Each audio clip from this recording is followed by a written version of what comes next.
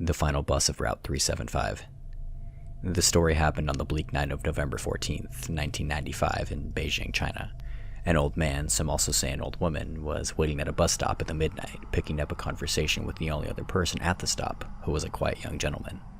When the midnight bus 375, the last bus route for 375 from the Yanminghan bus terminus, finally came, they both boarded on it. The old man took a seat near the front of the bus, while the young man sat a couple of rows behind him. There was no other passenger along with them than the driver and a decent lady ticket collector. After a while, the driver spotted two shadows by the side of the road, waving at the bus. The driver stopped, and when the doors opened, 3 people got in.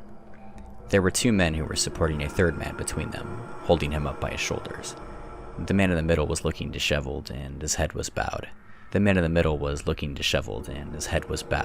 So nobody could see his face, and there was a dismal, calm atmosphere inside the bus.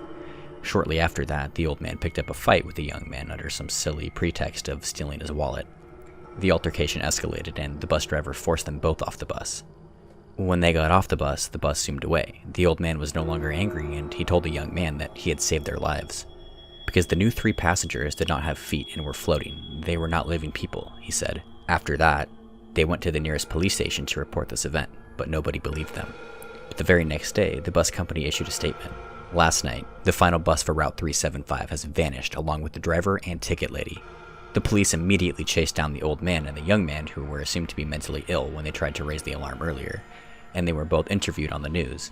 On the 3rd day, the police revealed the allegedly missing bus in a water reservoir about 100 kilometers away from its destination, Zhangshan, or so-called Fragrant Hills. Inside the bus, there were 3 very badly decomposed corpses, and the mysteries surrounding this finding included: the bus did not have enough petrol for it to keep going that far after a whole day's worth of travel.